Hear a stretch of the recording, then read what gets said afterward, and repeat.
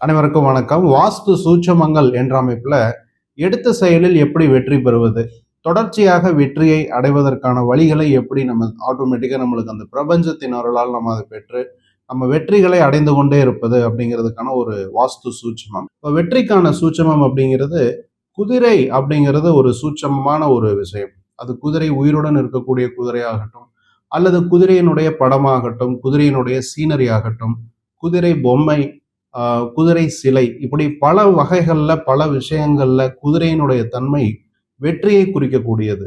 குதிரை வலிமையை குறிக்கக்கூடியது. ஹார்ஸ் பவர் அப்படிங்கிற ஒரு விஷயத்தையும் குதிரை குறிக்கும் இல்லைங்களா?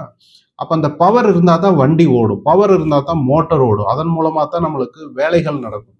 அந்த மாதிரியான ஒரு பவர் ஒரு மனிதனுக்கு, இப்ப நம்ம இல்லத்துல வசிக்கக்கூடிய நம்மளுடைய குடும்ப நபர்களுக்கு மனோ ஆற்றல், உடல் ரீதியிலான ஒரு எனர்ஜி இதெல்லாம் இருக்கணும் அப்படின்னா அந்த குதிரைங்கிற விஷயம் ஒரு கொஞ்சம் ஆக்டிவேட் பண்ணி கொடுக்கும். அப்போ ஒரு 10 ஆண்டு கால இடைவெளியில ஒருத்தருக்கு சில தடங்கல்கள் இருந்தாலும் தடங்களுக்கு மீறி வெற்றிகள் கிடைக்கும் பொழுது அந்த 10 ஆண்டு கால வளர்ச்சியில பார்த்தீங்கன்னா ஒரு நல்ல ஒரு முன்னேற்றம், அதற்கு ஒரு வெற்றி அப்படிங்கிறது முக்கியமான ஒரு விஷயம்.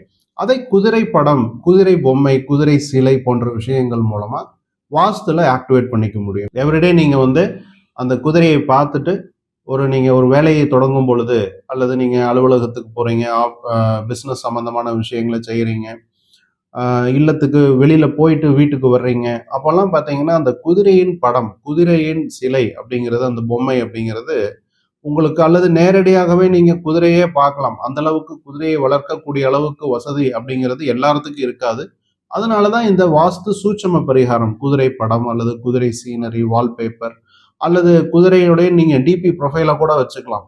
அதுலயும் குறிப்பா இந்த அஸ்வினி நட்சத்திரக்காரர்கள் அல்லது சதய நட்சத்திரக்காரர்கள், இவர்களுக்கு எல்லாமே குதிரை பாத்தீங்கன்னா ரொம்ப அற்புதமாக ஒர்க் அவுட் ஆகும்.